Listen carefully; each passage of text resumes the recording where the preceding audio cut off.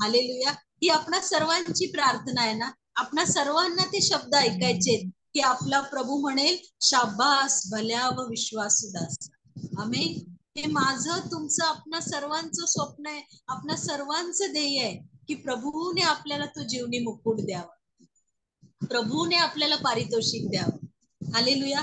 आपण करिंथकरास पहिले पत्र याच्या 11व्या अध्यायामध्ये आहोत प्रियांनो. आणि करिंथकरास पहिले पत्र याच्या 11व्या अध्यायामध्ये सुरुवातीपासून आहे ना, आपण 2-3 दिवस त्याची उजळणी केलेली आहे. फार विशेष गोष्ट आपण शिकलेलो आहोत की मंडळीचा जो घटक आहे, स्त्री आणि पुरुष, त्यांच्या वर्तणुकीबद्दल पौल करिंथ येथील मंडळीला लिहित असताना 2 विभिन्न आज्ञा किंवा असं म्हणू 2 विरोधाभासी आज्ञा स्त्री आणि पुरुष यांना देतात. काय त्या आज्ञा आहेत? स्त्रियांना सांगितलेलं आहे त्यांना आच्छादनासाठी दिलेले लांब केस असावेत आणि त्यांनी आपल्या मस्तकावर आच्छादन घ्या. या उलट पुरुषांसाठी काय आज्ञा आहे? पुरुषांचे मस्तक ख्रिस्त आहे म्हणून त्यांनी आपले मस्तक झाकू नये. प्रार्थना करत असताना, मंडळीमध्ये संदेश देत असताना पुरुषांनी आपले मस्तक झाकू नये, पण स्त्रियांनी आपले मस्तक आच्छादित करा. त्या सर्वांमधून आपण काय शिकलो? पहिल्याच दिवशी मी सांगितलेली एक महत्वाची गोष्ट त्याच्यातून आपण शिकतो. काय बरं ती महत्वाची गोष्ट आहे? या सर्वांतून आपल्या देवाविषयी असलेल्या आपल्या वागणुकीमधली सर्वात महत्वाची किंबहुना म्हणून पाया अशी ती गोष्ट आहे. काय शिकलो आपण या सर्वांतून? काय बरं शिकलो? कोण सांग? देवाची आज्ञा, देवाने लावून दिलेली व्यवस्था, देवाच्या शब्दाविषयी तुमचं माझं समर्पण. कसं समर्पण असलं पाहिजे प्रियांनो? पूर्ण समर्पण है ना. नादाब आणि अबिहू सुद्धा देवाच्या मंदिरामध्ये अग्नी घेऊन, धूप जाळण्यासाठी अग्नी घेऊन गेले होते, पण तरीही त्यांना तडाखा बसला, तरीही ते भस्म झाले. का बरं भस्म झाले? कोण सांगणार का ते भस्म झाले? याजकाचे पुत्र होते, स्वतः याजकपणाची सेवा करणारे, त्यांना का बरं देवाचा तडाखा बसला?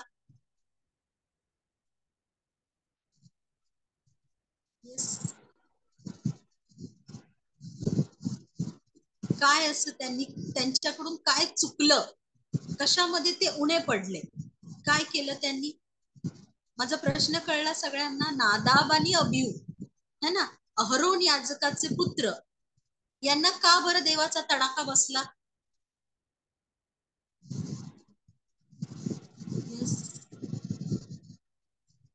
त्यांनी आपलं हे काय बोलतात, आंघोळ वगैरे करून काय हे गेले नाही, अपवित्रपणे गेले, त्यामुळे त्यांना तडाखा बसला. येस, अर्ध उत्तर बरोबर आहे. राऊत अंकल यांचं अर्ध उत्तर बरोबर आहे. आता अर्ध बरोबर उत्तर कोण देणार? राहिलेलं अर्ध उत्तर. अशास्त्र अग्नी घेऊन गेले ते देवासमोर. म्हणजे काय?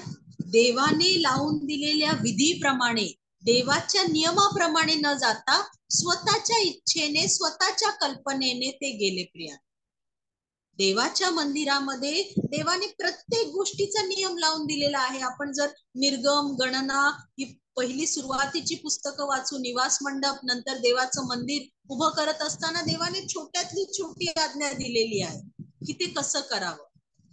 याजकाने याजकपणाची सेवा कशी करावी, देवासमोर धूप कसा जाळावा, होमबली, पापबली, शांतरपणे, अन्नार्पणे कशी आणावी, त्याच्यापैकी जे होमबलीचं, पापबलीचं रक्त आहे ते रक्त कुठे सांडावं, कुठे शिंपडावं, होमबलीची, पापबलीची राख नेऊन कुठे ठेवावी, कुठे टाकावी, त्या सर्व गोष्टी देवाने अगदी तंतोतंत सांगितल्यात आणि त्याप्रमाणे करणं अपेक्षित आहे. प्रिया, त्याचप्रमाणे आपण लक्षात घेऊया, तुम्ही आणि मी कृपेच्या काळामध्ये आहोत, दयेच्या काळामध्ये आहोत, पण जेव्हा देवाने आपल्याला काही नियम, काही विधी लावून दिलेले आहेत, तेव्हा देवाची इच्छा काय आहे? देवाच्या लेकरांनी पूर्ण समर्पण करून नम्रतेने देवाच्या आज्ञा जशाच्या तशा पाळाव्या. यामधून देवाप्रती आपलं प्रेम, देवाप्रती असलेली आपली नम्रता, आपला आदर दिसून येतो. प्रिया, म्हणून पौल करिंथ येथील मंडळीला पहिल्याने आपण 3 दिवस त्याचा अभ्यास केलेला आहे. त्याच्यानंतर काल आपण पाहिलं एका विशेष गोष्टीकडे पाऊल वळलेला आहे. ती दुसरी गोष्ट कोणती ज्याचा काल आपण अभ्यास करायला सुरुवात केली? पौल कोणत्या गोष्टींविषयी पहिल्याने त्यांना ताडण करतो, असं म्हणतो की ह्या विषयी मी तुमची वाहवा करणार नाही. ती कोणती गोष्ट आहे काल आपण पाहिली?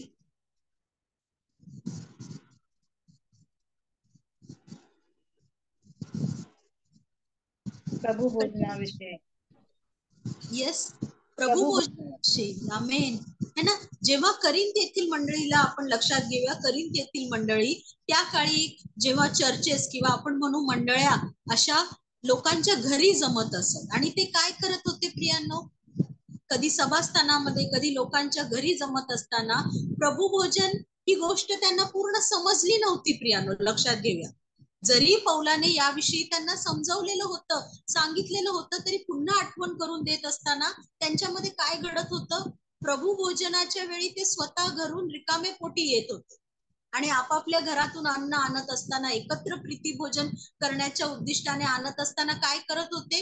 एकमेकाची वाट न पाहता प्रत्येक जण आपल्या घरून मिष्टान्ने, द्राक्षारस आणून खाऊन पिऊन मस्त होत होते. म्हणून पौल त्यांना आठवण करून देतो की हे खाणं पिणं करण्यासाठी तुम्हाला स्वतःची घरे नाहीत का? तुम्ही तुमच्या बंधूंपैकी दुर्बळांना लाजवण्यासाठी किंवा त्यांना खाली दाखवण्यासाठी असं करता का? आणि त्यानंतर प्रभूच्या मेजाचं महत्व सांगत आहे. प्रभूच्या मेजाची आठवण करून देत असताना पौल कुठे जात आहे? प्रभूचा मेज कुठून बरं सुरू झाला? कुठून सुरू झाला प्रभूचा मेज? ज्याच्यामध्ये आपण दर महिन्याला सहभागी होतो, है ना. प्रभू भोजन, प्रभूचा मेज कुठे सुरुवात झाली त्याची? जुन्या करारात कुठे सुरुवात झाली? आज सगळे शांत काय आहेत मला कळत नाही.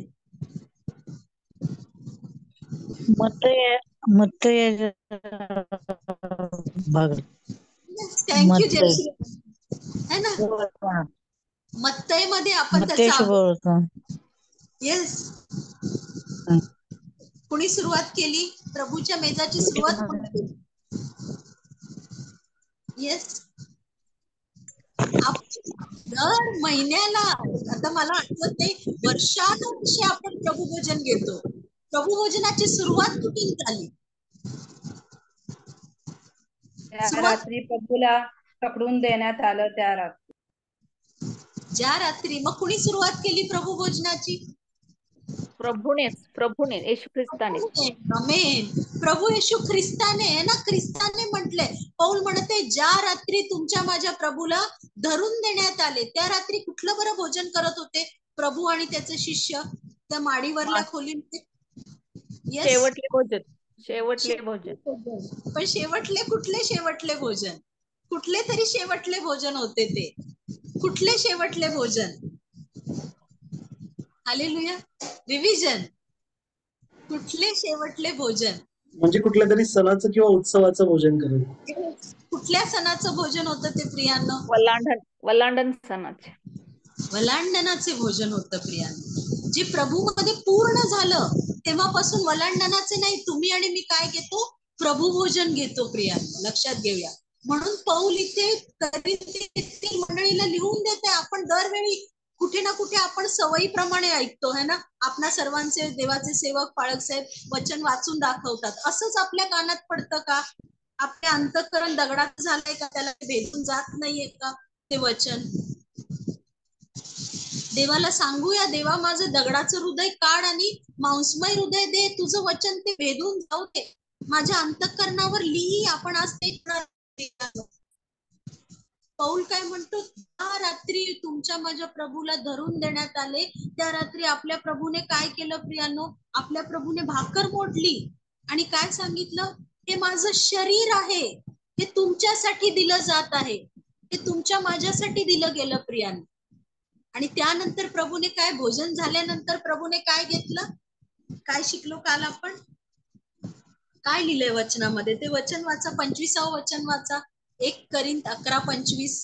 मग भोजन झाल्यावर प्याला घेऊन त्याने तसेच केले आणि म्हटले, हा प्याला माझ्या रक्ताचा नवा करार आहे. जितकेंदा तुम्ही हे पिता तितक्यांदा माझी स्मरणात हे करा. आमेन. कुणाला आठवतं का किती वेळा आजपर्यंत तुमच्या जीवनामध्ये, माझ्या जीवनात मला नाही आठवत, पण कुणाला आठवतं का किती वेळा तो प्याला घेतलाय किंवा किती वेळा ती भाकर खाल्ली आहे? तुम्ही आजपर्यंतच्या तुमच्या जीवनामध्ये किती वेळा बरं खाल्ली आहे, किती वेळा प्याला घेतलाय प्रभू भोजनाचा? कुणाला आठवतं? मलाही नाही आठवत. मला एवढं आठवतं की असंख्य वेळा. हालेलुया. त्याची गणती नाहीये. कुणाला आठवत असेल तर देवाच्या नावाला धन्यवाद, कारण फार मौल्यवान आहे प्रियांनो. काल आपण तो प्रश्न बघितला की मी प्रभू भोजन का घेते? मी प्रभू भोजन यासाठी घेते कारण माझा जीवन मरणाचा प्रश्न आहे. माझ्या सार्वकालिक जीवन मरणाचा प्रश्न आहे. My life depends upon it. That's why I participate in holy communion. माझं जीवन त्यावर अवलंबून आहे, म्हणून मी प्रभू भोजनाच्या विधीमध्ये सहभागी होतो किंवा होते. आता 25व्या वचनामध्ये पौल लिहित आहे, भोजन झाल्यानंतर प्रभूने काय केलं? प्रभूने प्याला घेतला आणि काय म्हटले? हा प्याला माझ्या रक्तात नवा करार आहे. हालेलुया. आता काल काहीतरी गृहपाठ दिला होता. आधी कोणीतरी सांगा की गृहपाठ काय दिला होता, आणि ज्यांनी केलाय त्यांनी तो गृहपाठ दाखवा किंवा सांगा की हा गृहपाठ आम्ही केलेला आहे. गृहपाठ काय बरं होता, आधी तो सांगा. प्रभूच्या रक्ताचा नवा करार काय आहे? हालेलुया. Thank you Rebecca sister. प्रभूच्या रक्तात नवा करार काय आहे? आता कुणी कुणी बरं गृहपाठ केलाय? काय आहे प्रभूच्या रक्तात नवा करार? येस.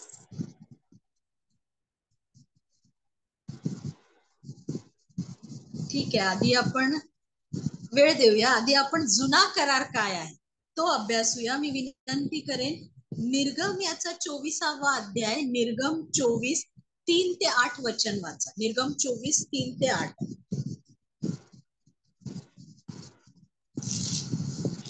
मग मोशेने जाऊन परमेश्वराची सर्व वचने आणि सर्व नियम लोकांना सांगितले. तेव्हा सर्व लोक एका आवाजात म्हणाले की, जी वचने परमेश्वराने सांगितली त्या सगळ्याप्रमाणे आम्ही करू. मोशेने परमेश्वराची सर्व वचने लिहून काढली आणि अगदी पहाटेस उठून पर्वताच्या पायथ्याशी एक वेदी बांधली आणि इस्रायलाच्या 12 वंशाप्रमाणे 12 स्तंभ उभारले. त्याने इस्रायल लोकांपैकी काही तरुणांना पाठवले आणि त्यांनी परमेश्वराला होमबली आणि बैलांची शांतार्पणे अर्पण केली.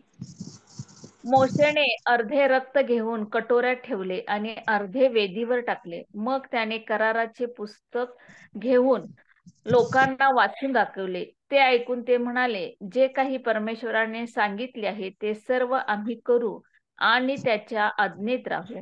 नंतर मोशेने रक्त घेऊन लोकांवर टाकले आणि म्हटले, पहा, परमेश्वराने ह्या सर्व वचनाप्रमाणे तुम्हाशी जो करार केला आहे त्याचे हे रक्त होय.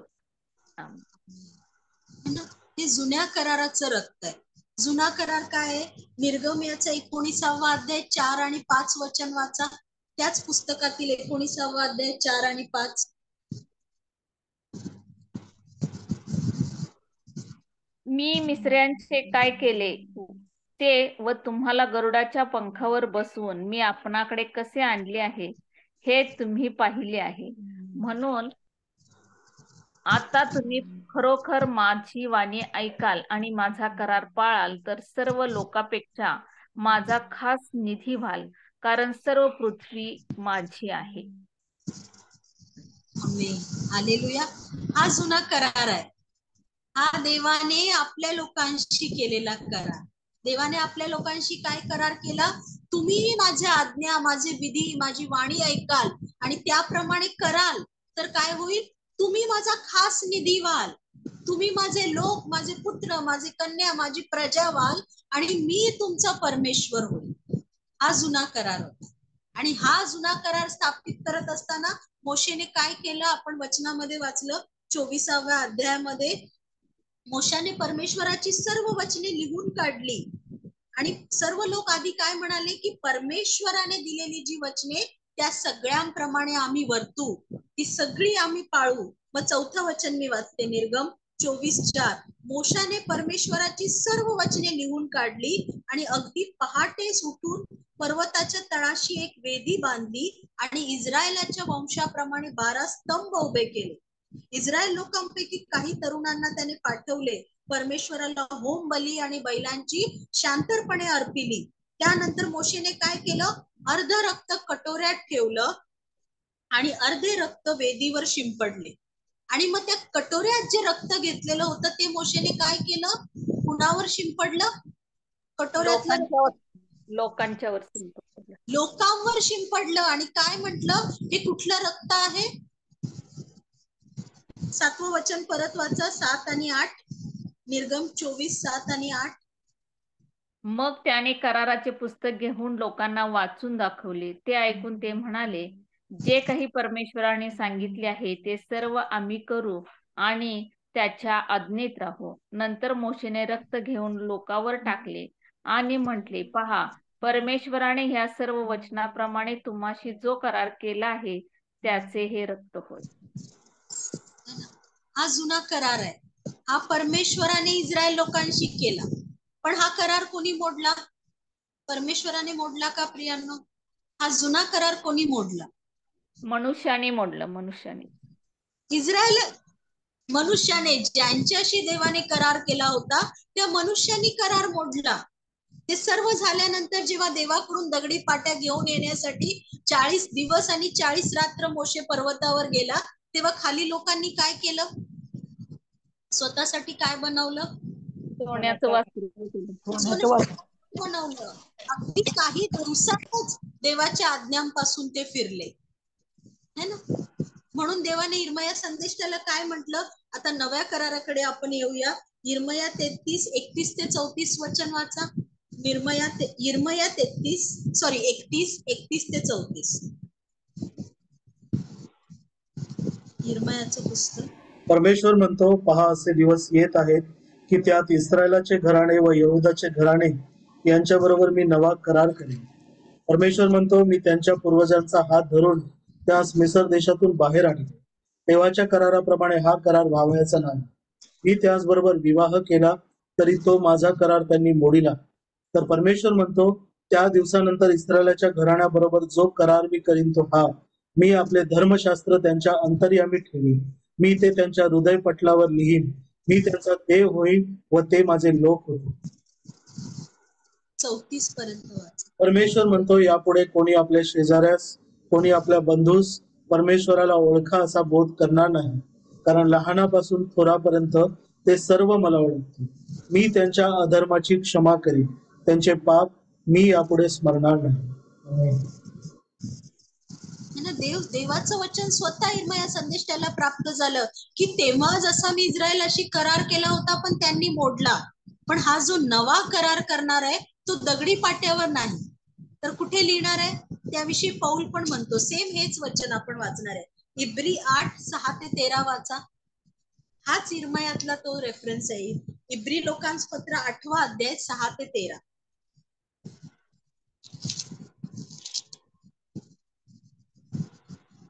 आता ज्यापेक्षा अधिक चांगल्या वचनांनी स्थापिलेल्या अधिक चांगल्या कराराचा मध्यस्थ तो आहे, त्यापेक्षा तितकी अधिक श्रेष्ठ सेवा त्यास मिळाली आहे. कारण तो पहिला करार निर्दोष असता तर दुसऱ्यांकरिता ठिकाण शोधण्यात आले नसते. लोकांस दोष लावून तो म्हणतो, परमेश्वर म्हणतो, पहा, असे दिवस येत आहेत की त्यात इस्रायलाचा घराणे व यहूदाचे घराणे त्यांच्या बरोबर मी नवा करार करेन. मी त्यांच्या पूर्वजांचा हात धरून त्यास मिसर देशातून बाहेर आणेन. तेव्हाच्या कराराप्रमाणे हा करार व्हायचा नाही, कारण माझ्या कराराप्रमाणे ते राहिले नाहीत आणि मी त्यांची उपेक्षा केली असे प्रभू म्हणतो. 13 पर्यंत. तर परमेश्वर म्हणतो, त्या दिवसानंतर इस्रायलाच्या घराण्याशी जो करार मी करेन तो हा, मी आपले नियम त्यांच्या अंतर्यामी ठेवेन आणि ते त्यांच्या हृदयपटावर लिहीन. आणि मी त्यांना देव असा होईल आणि ते मला माझे लोक असे होतील. तेव्हा प्रत्येक जण आपल्या बंधूस परमेश्वराला ओळखा असा बोध करणारा नाही, कारण त्यातील लहानपासून थोरापर्यंत ते सर्व मला ओळखतील. कारण त्यातील अधर्माविषयी क्षमाशील होईल आणि त्यांचे पापे मी यापुढे स्मरणार नाही. त्याने नवा असे म्हटलेल्याने पहिल्याला जुने केले आहे, आणि जे जुने व जीर्ण होते ते आहेत ते नाहीसे होण्याचा लागास आले आहे. आमेन. आमेन. हालेलुया. जुना करार आणि नव्या करारातला फरक कळला प्रियांनो? करार करणारा परमेश्वर आहे, कराराचा पक्का परमेश्वर आहे. जुना करार देवाने मनुष्याशी, इस्रायल राष्ट्राशी केला होता, तुम्ही माझे लोक, तुम्ही माझे खास निधी व्हाल. पण लोकांनी तो करार मोडला, कारण तो परिपूर्ण नव्हता. तो कुणामध्ये तरी परिपूर्ण होण्याची फक्त छाया होता. प्रिया, लक्षात घ्या, पूर्व छाया होता. नवा करार जो उत्तम, तुमचा माझा प्रभू त्या नव्या कराराचा मध्यस्थ आहे. जुन्या कराराच्या वेळी जे रक्त शिंपडलं गेलं त्याच विषयी प्रभू इथे म्हणत आहे. हालेलुया. आणि ते जुन्याच कराराविषयीचा आपण नवीन कराराविषयीचा अजून एक विशेष संदर्भ वाचूया. करिंथकरास दुसरे पत्र याचा 3 अध्याय 3 ते 6 वचन वाचा. दुसरे करिंथ 3 ते 6.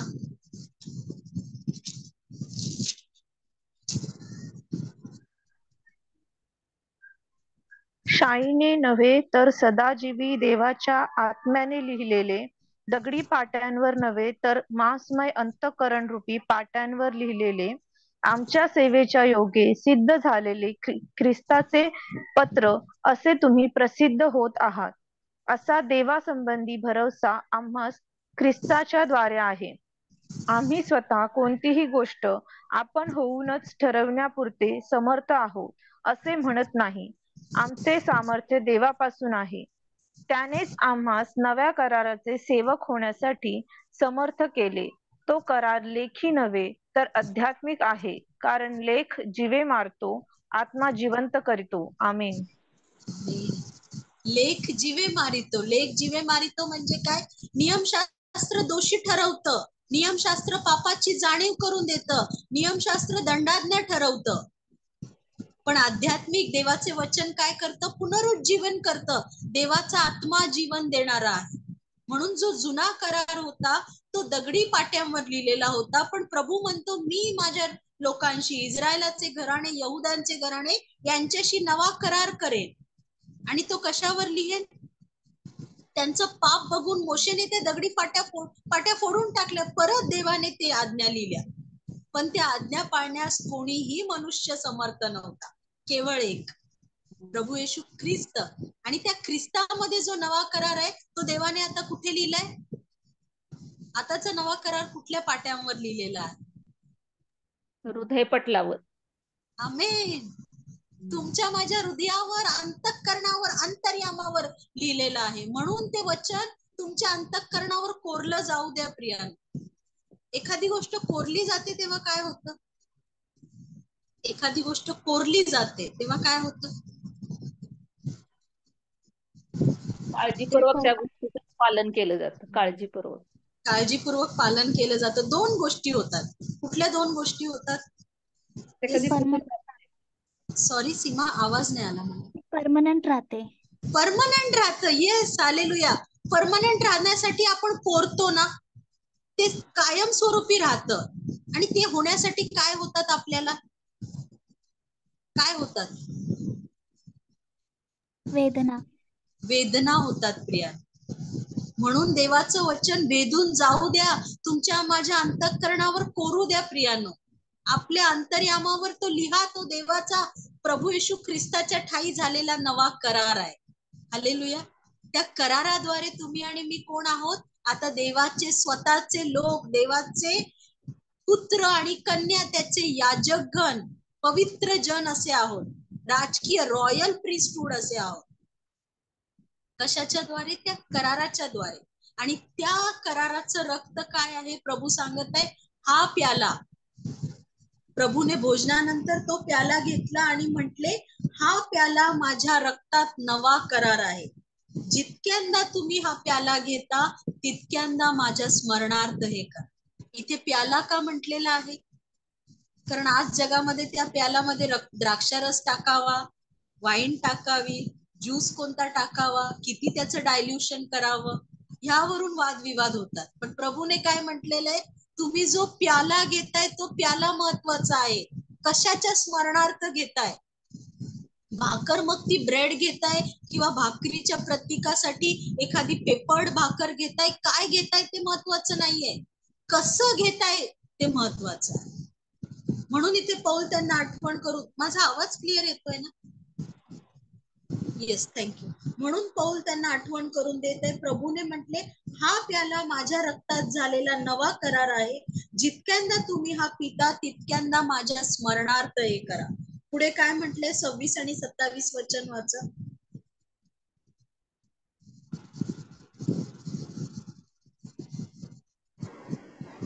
कारण जितक्यांदा तुम्ही हे भाकर खाता व हा प्याला पिता तितक्यांदा तुम्ही प्रभूच्या मरणाची तो येईपर्यंत घोषणा करिता.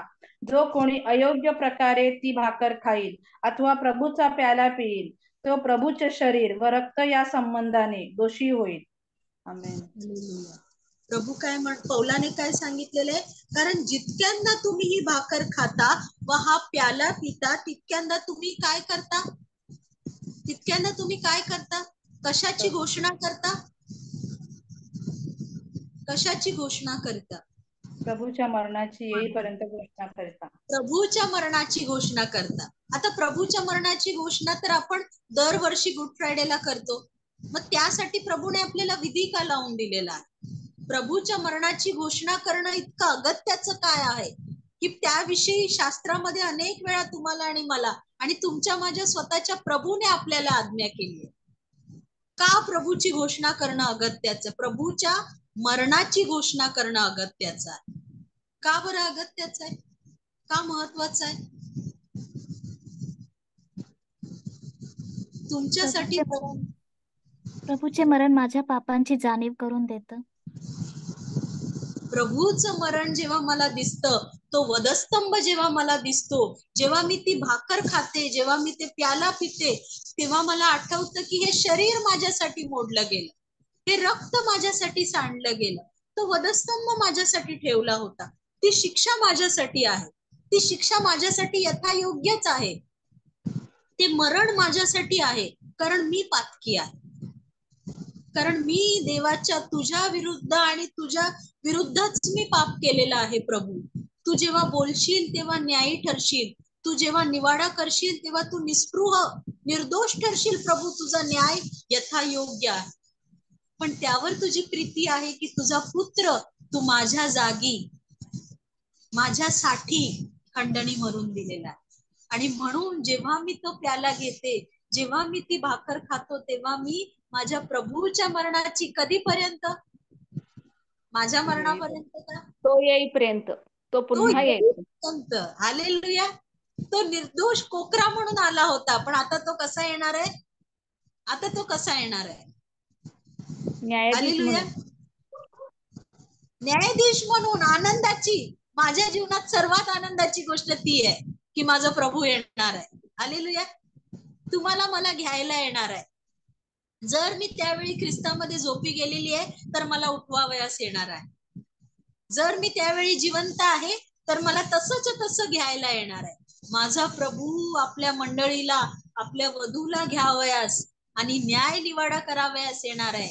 राजाधिकाराने येणार आहे, राजा म्हणून येणार आहे. प्रत्येक डोळा त्याला पाहिल, प्रत्येक गुडघा त्याच्या समोर टेकेल. म्हणून माझा प्रभू येईपर्यंत मी माझ्या प्रभूच्या मरणाची घोषणा करण्यासाठी जितक्यांदा ही भाकर खाईल, जितक्यांदा मी हा प्याला पिते, तितक्यांदा मी हे करेन. आणि पुढच्या वचनामध्ये इशारा आहे. तो इशारा काय आहे? 27 वचन परत वाचा. काय लिहिलंय?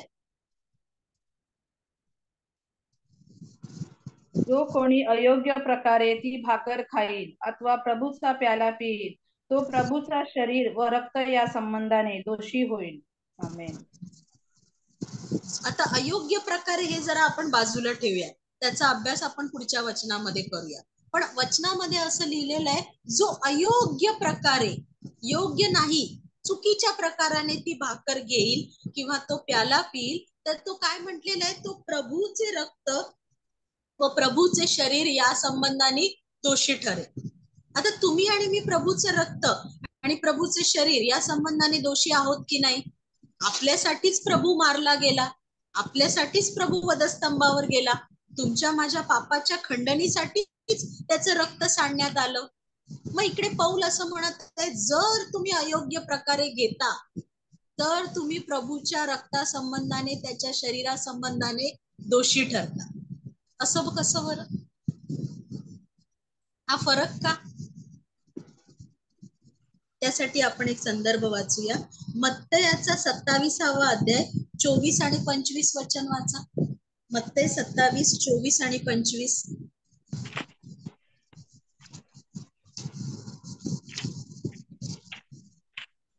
ह्यावरून आपले काही चालत नाही, उलट अधिकच गडबड होत आहे असे पाहून पिलाताने पाणी घेऊन लोकसमुदायासमोर हात धुवून म्हटले, मी ह्या मनुष्याच्या रक्ताविषयी निर्दोष आहे, तुमचे तुम्हीच पहा. सर्व लोकांनी उत्तर दिले की त्याचे रक्त आम्हावर व आमच्या मुलाबाळावर असो. येस, मी परत एकदा ते वचन वाचते. यावरून आपले काहीच चालत नाही, उलट अधिकच गडबड होत आहे असे पाहून पिलाताने पाणी घेऊन समुदायासमोर हात धुवून म्हटले, मी या धार्मिक मनुष्याच्या रक्ताविषयी निर्दोष आहे, तुमचे तुम्ही पहा. सर्व लोकांनी उत्तर दिले की याचे रक्त आम्हावर व आमच्या मुलाबाळांवर असो. प्रेषितांची कृत्ये याचा 2रा अध्याय 23वे वचन वाचा. प्रेषित 2:23.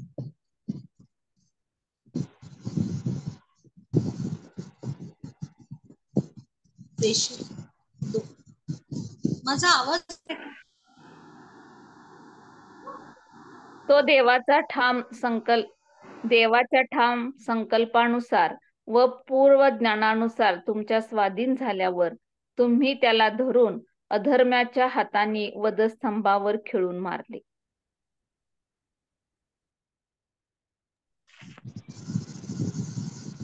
सॉरी, माझा आवाज येतोय? सॉरी, मला मत्तयाचा 27वा अध्यायाचा रेफरन्स सगळ्यांना ऐकायचा? हो, ऐकू आलं. आणि विद्याताई यांनी प्रेषितांची कृत्ये 2:23 सुद्धा वाचलेला. येस, प्रेषितांची कृत्ये 2:23 जरा परत वाचा प्लीज. प्रेषितांची कृत्ये 2:23. तो देवाच्या ठाम संकल्पानुसार व पूर्व ज्ञानानुसार तुमच्या स्वाधीन झाल्यावर तुम्ही त्याला धरून अधर्म्याच्या हाताने वधस्तंभावर खिळून मारले. प्रेषित 2 मध्ये पेत्र त्यांना दोष लावत आहे, तुम्ही काय केलं? देवाच्या संकल्पाप्रमाणे, देवाच्या पूर्वज्ञानाप्रमाणे प्रभू स्वाधीन झाला, तुमच्या स्वाधीन झाला देवाची इच्छा पूर्ण करण्यासाठी, तुमच्या माझ्या तारणाची योजना पूर्ण करण्यासाठी, पण तुम्ही त्याचे दोषी ठरता. कारण तुम्ही काय केलं? तुम्ही त्याला धरून अधर्म्यांच्या हाती वधस्तंभावर दिले. आणि त्याचा पुरावा आपण मत्तयामध्ये पाहिला. पिलाताने अनेक प्रयत्न केला प्रभूला सोडविण्याचा, पण तेव्हा ते लोक काय म्हणाले? पिलात कुणाला सोडत होता? ख्रिस्ताच्या बरोबर. आणि पिलात ख्रिस्ताला सोडत असताना लोकांनी कुणाला मागितलं? आमच्यासाठी ह्याला सोडा. तो कोण होता? बर्नबाला. बरब्बाला. येस, बरब्बाला सोडा, है ना. आतंकवादी त्यावेळच्या भाषेमध्ये बोलायला गेलं तर दंगा घडविणारा हिंसाचारी व्यक्ती होता. ते म्हणाले पण बरब्बाला सोडा, पण प्रभूचं काय करा? प्रभू येशू ख्रिस्ताविषयी काय म्हटले? काय करा? याची वाट लावा, याला वधस्तंभावर खिळा, असे ते तुमच्या माझ्या प्रभूविषयी म्हणाले. म्हणून पिलात काय म्हणाला? मी या धार्मिक मनुष्याच्या रक्ताच्या दृष्टीने निर्दोष आहे. तेव्हा ते लोक काय म्हणाले? याच्या रक्ताचा दोष कुणावर येऊ दे? कुणावर येऊ दे? आमच्या मुलाबाळांवर, आमच्या घराण्यावर, आमच्यावर आणि आमच्या मुलाबाळांवर येऊ दे. आला का दोष त्यांच्या मुलाबाळांवर आणि त्यांच्यावर? आला का? आला दोष? दोष आला त्यांच्यावर. दोष आला प्रियांनो. इतिहासामध्ये आपण बघतो, है ना, काय झालं? यरुशलेम हस्तगत करण्यात आलं, मंदिराचा नाश झाला, त्यांना ताडण झालं, कारण त्यांनी स्वतःहून प्रभू येशू ख्रिस्ताच्या रक्ताचे आणि शरीर आपण्यासाठी मोडण्यात आलं. येस संदेश, तुला काही बोलायचं? एकच विषय सांगू इच्छितो की इतिहासामध्ये नमूद आहे की प्रभू येशू ख्रिस्ताला वधस्तंभावर दिल्यानंतर मला वाटतं जवळपास 70 वर्षांनी जेव्हा यरुशलेम जाळण्यात आलं, तेव्हा यरुशलेमातल्या लहानापासून मोठ्यापर्यंत सर्वांना वधस्तंभावर फाशीची शिक्षा देण्यात आली, वधस्तंभावर खिळण्यात आलं. आणि असं म्हटलं जातं की लाकूड कमी पडलं, म्हणजे लाखोंनी लोकांना वधस्तंभ, म्हणजे जो वधस्तंभ लोकांनी प्रभूसाठी सिद्ध केला होता, आणि ते म्हणाले की त्याच्या रक्ताचा दोष आमच्यावर, आमच्या मुलाबाळावर असो, ही फार भयंकर गोष्ट आहे, कारण ती त्यांच्याबरोबर घडली. आणि असं म्हटलं जातं की लाकूड अपुरं पडलं, इतकं लोकांना वधस्तंभावर खेळण्यात आलं. लक्षात घेऊया प्रियांनो. म्हणून तुम्ही आणि मी नम्र अंतःकरणाने पश्चाताप करून, कारण पुढे आपण त्याचा अभ्यास करणार आहोत, अयोग्य प्रकारे नाही. जर योग्य प्रकारे घेतोय तर त्या रक्तामध्ये, त्या शरीरामध्ये तुम्हाला मला भागीदारी आहे. ते सेवन करण्याने आपल्याला देवाबरोबर सार्वकालिक जीवन मिळणार आहे. पण जर अयोग्य प्रकारे घेत आहोत, जर अयोग्य प्रकारे, जसं प्रभूला पुन्हा नव्याने पाप करून वधस्तंभावर खिळण्यासाठी, है ना, मी आता प्रभू भोजन घेतलं चर्चमध्ये सकाळी, आणि संध्याकाळी ज्या पापातून देवाने माझी सुटका केलेली आहे किंवा त्या महिन्यामध्ये पुन्हा त्या पापाकडे वळली, तर मी काय करत आहे? पुन्हा येशूला वधस्तंभावर खेळत आहे. सोयीस्कररित्या माझ्या सोयीसाठी पुन्हा माझ्या प्रभूला मी वधस्तंभावर खेळत आहे. लक्षात आलं प्रियांनो? म्हणून जो कोणी अयोग्य प्रकारे, फार महत्वाचा इशारा आहे, आपण लक्षात घेऊया, अयोग्य प्रकारे ती भाकर खाईल किंवा त्या प्याल्यातून पियेल, तो प्रभूच्या शरीराच्या संबंधाने आणि प्रभूच्या रक्ताच्या संबंधाने काय ठरेल? दोषी ठरेल. आणि जो दोषी ठरतो त्याला काय मिळते? जो दोषी ठरेल त्याला काय मिळते? काय मिळते? शिक्षा मिळते. दंड मिळेल. दंड मिळेल. येस. म्हणून पुढच्या वचनामध्ये काय सांगितलंय? 29 वचन वाचा. सॉरी, 28 आणि 29. म्हणून माणसाने आत्मपरीक्षण करावे. वाचा रिपीट. यास्तव मनुष्याने आपली परीक्षा करावी आणि मग त्या भाकरीतून खावे व प्याल्यातून प्यावे. त्या शरीराला न अलक्षून जो खातो व पितो तो खाण्याने व पिण्याने आपणावर दंड आणतो. यास्तव प्रभूच्या शरीराच्या आणि रक्ताच्या संबंधाने दोषी ठरू नये म्हणून तुम्ही काय करावं असं सांगितलेलं आहे. म्हणून मनुष्याने आपली परीक्षा करावी, आत्मपरीक्षण करावे आणि मगच त्या प्याल्यातून खावे आणि त्या भाकरीतून खावे आणि त्या प्याल्यातून प्यावे. आत्मपरीक्षण म्हणजे काय? दरवेळी पाळक साहेब आवाहन करतात, आत्मपरीक्षण करा. 2 मिनिटं 4 मिनिटाचा वेळ देतात ना आपल्याला. आत्मपरीक्षण करा आणि मग प्रभू भोजनामध्ये सहभागी व्हा. त्या 4 मिनिटात काय करतो आपण? प्रत्येकाने सांगा. आत्मपरीक्षण किंवा आपलं परीक्षण म्हणजे काय करता तुम्ही तेव्हा? आपण माझ्याकडून झालेल्या पापांची देवा मला क्षमा कर. येस, माझ्याकडून झालेल्या पापांची क्षमा कर. पण ती क्षमा मागण्याच्या आधी काय करतो? आत्मपरीक्षण करतो म्हणजे काय? आपण करतो ना, आठवण करतो काय काय पाप केलेत. येस, आठवतो ना, आठवतो. अरे देवा, मी काय केलं? आठवडाभर, महिनाभर, गेले वर्षभर, आता मी ह्या महिन्यात नव्याने पहिल्या रविवारी प्रभुभोजन घेत आहे आणि चर्चमध्ये आवाहन केलंय की प्रत्येकाने आपापलं आत्मपरीक्षण करा, पश्चाताप करा. तेव्हा मी आठवतो का, आठवते का की मी काय काय पातकं केली आहेत? आणि तेव्हा तुम्हाला तुमची पापे आठवतात का? डोळ्यासमोर अशी दिसतात का? दिसतात? हो, दिसतात.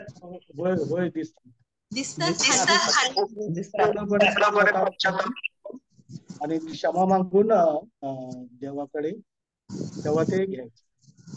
येस, तुम्हाला मला ती पातके दिसतात.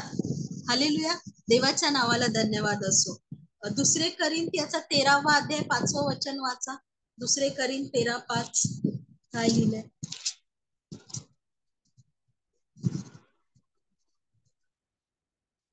तुम्ही विश्वासात आहात किंवा नाही याविषयी आपली परीक्षा करा. आपली प्रतीती पहा. येशू ख्रिस्त तुमच्या ठाई आहे असे तुम्ही स्वतः संबंधाने समजताना, नाही तर तुम्ही पसंतीस उतरलेले नाही. परीक्षा करण्याच्या 2 पायऱ्या. पहिली पायरी काय आहे? कशात आहात की नाही पहा. कशामध्ये आहात की नाही? विश्वासात आहात की नाही पहा. दुसरं काय?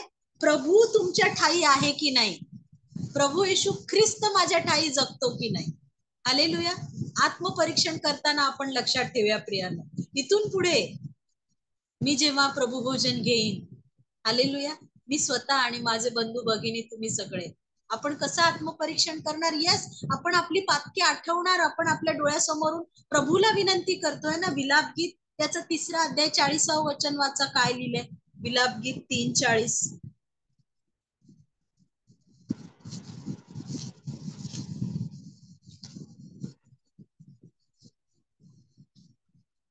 चला आपण आपले मार्ग शोधू व तपासू आणि परमेश्वराकडे परत जाऊ. कसं आत्मपरीक्षण करायचं? आपलं मार्ग आणि आपले मार्ग शोधू आणि तपासू. आणि जर ते परमेश्वराकडून विपरीत असतील तर काय करू? परमेश्वराकडे परत जाऊ, है ना. स्तोत्रकर्ता काय म्हणतो परमेश्वराला? तू काय शोध, माझ्यामध्ये काय शोध. काय म्हणतो स्तोत्रकर्ता परमेश्वराला? माझं अंतःकरण शोधून काढ, झडती घे. झडती घेऊन काय शोध देवा? झडती घेऊन काय शोध? माझ्या अंतःकरणातला गुप्त पातक शोधून काढ. प्रियांनो, तुझ्या विरुद्ध मी काय करत आहे? मनुष्याला स्वतःचे दोष दिसतात का? नीतिसूत्रकर्ता काय म्हणतो? मनुष्याला स्वतःचे दोष दिसतात का? नाही. मी काय म्हणणार? मी कशी बरोबर आणि समोरचा कसा चूक, है ना. आपण सगळे असं करतो ना. कसंही करून मी कसा बरोबर आहे ते आपण सिद्ध कर. देवाचं वचन सांगतं, कुणालाही, तुम्हाला, मला, कुणालाही आपले दोष, आपल्या चुका दिसत नाही. पण प्रभूच्या पवित्र मेजामध्ये सहभागी होत असताना, प्रभूचं शरीर आणि प्रभूचं रक्त घेत असताना आपण आधी काय करावं? आत्मपरीक्षण करावं. मी माझी परीक्षा करावी. इथून पुढे मी आत्मपरीक्षण करत असताना पश्चाताप करण्याच्या आधी माझ्या देवाला प्रार्थना करेन, देवा तू दाखव. माझ्या दृष्टीला दिसत नाही, माझ्या कानाला ऐकू येत नाही, माझ्या अंतःकरणाला कळत नाही. मी कुठे चुकते प्रभू? मी कुठे तुझ्या विरुद्ध वागत आहे? मी कुठे तुझा मार्ग सोडून विपरीत भटकत आहे? मला उजवी डावीकडे वळू देऊ नको प्रभू. आणि नंतर काय प्रार्थना करायची? प्रभू, माझा विश्वास तुझ्यामध्ये वाढू दे. तो खंबीर आहे का प्रभू? प्रभू येशू ख्रिस्त माझ्यामध्ये राहत आहे का? जगत आहे का? माझा ऱ्हास आणि माझ्या प्रभूची वृद्धी होत आहे का? असं आत्मपरीक्षण करावं प्रियांनो. लक्षात घेऊया, खरोखर मी प्रभूच्या मेजामध्ये सहभागी होण्यास योग्य आहे का? जर प्रभूच्या मेजामध्ये सहभागी होण्यासाठी मी योग्य नाही, तर मी अयोग्य रीतीने सहभागी होते ना प्रियांनो. लक्षात आलं? कसं काय मी प्रभूच्या मेजामध्ये अयोग्य प्रकारे सहभागी होईल?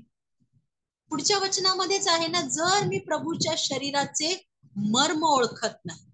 प्रभूच्या शरीराला अनुलक्षून आपण उद्या त्याचा अभ्यास करणार आहोत. पण आज लक्षात घेऊया प्रियांनो, तुम्ही आणि मी कधीही शेवटच्या क्षणापर्यंत त्या मेजामध्ये सहभागी होण्यासाठी योग्य नसणार आहोत प्रियांनो. पण ह्याची जाणीव ठेवून नम्र अंतःकरणाने, पश्चातापी हृदयाने स्वतःचं आत्मपरीक्षण करून तुम्ही आणि मी त्या मेजामध्ये सहभागी व्हायचं. का तसं होऊ शकतो प्रियांनो?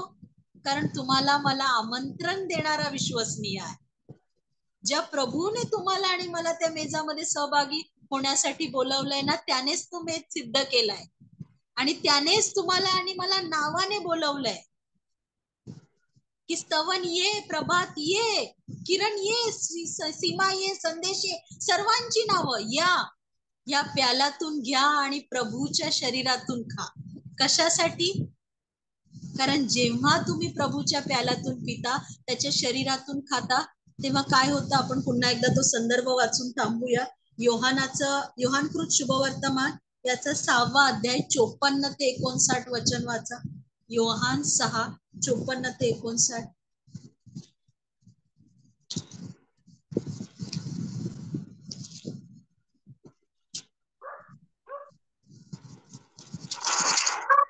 माझा देह व माझे रक्त पितो त्याला सारं जीवन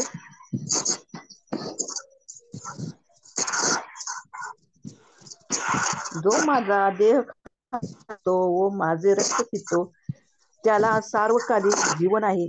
त्यात शेवटच्या दिवशी मी उठेन, कारण माझा देह खरे खाद्य आहे व माझे रक्त खरे पेय आहे. जो माझे देह खातो व माझे रक्त पितो तो माझ्यामध्ये राहतो व मी त्याच्यामध्ये राहतो.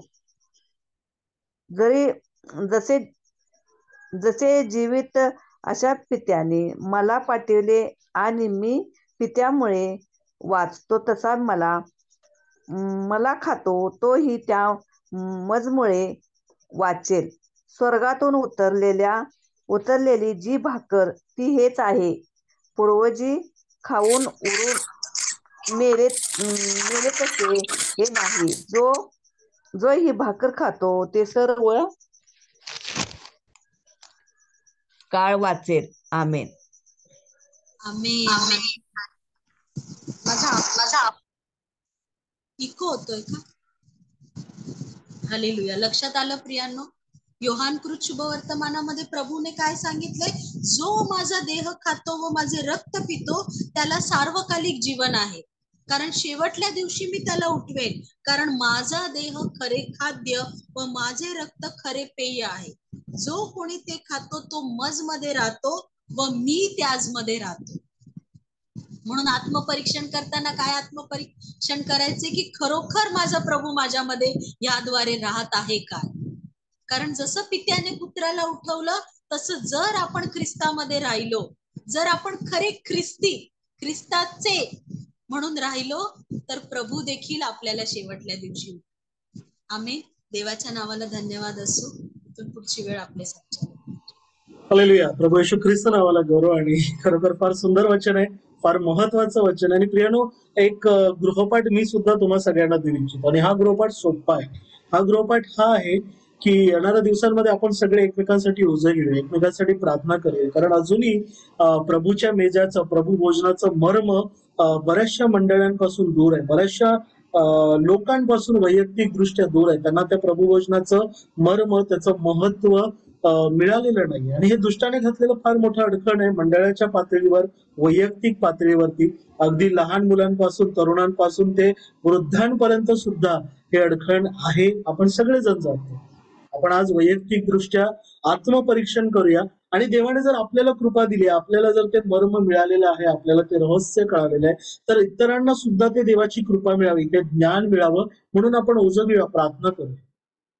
सगळ्यांसाठी गृहपाठ आहे की तुमच्या मंडळीत अशी मुलं, म्हणजे अगदी तरुणांपासून वृद्धांपर्यंत सांगतो, असे कोणी व्यक्ती दिसत आहेत की जे प्रभुभोजनामध्ये सहभागी होत नाहीये किंवा अयोग्य प्रकारे होतात, अजून त्यांना त्यांचा मर्म कळालं नाही, तर त्यांच्यासाठी प्रार्थना करा.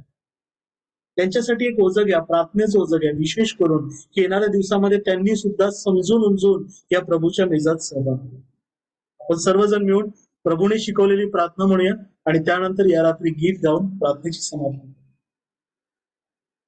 हे आमच्या स्वर्गातील पित्या, तुझे नाम पवित्र मानले जाऊ. तुझे राज्य जसं स्वर्गात तसं पृथ्वीवरही तुझ्या इच्छेप्रमाणे हो. आमची रोजची भाकर आज आम्हास दे, आणि जसे आम्ही आमच्या अपराध्यांची क्षमा केली आहे तसेच तू आमच्या अपराधांची क्षमा कर. आणि आम्हास परीक्षेत आणू नकोस, तर आम्हास वाईटापासून सोड. कारण की राज्य, सामर्थ्य आणि गौरव ही सर्व काळ तुझीच आहे. या रात्री ईश्वरा तू मजला सहा आयुष्यभर राखीता करावा प्रतिभा. आमेन. Praise the Lord. जय मसीह. Praise Lord. Good night. Good night. Good night. Good night. Good night. Good night. Praise the Lord. Good night. Good night. Good night. Good night.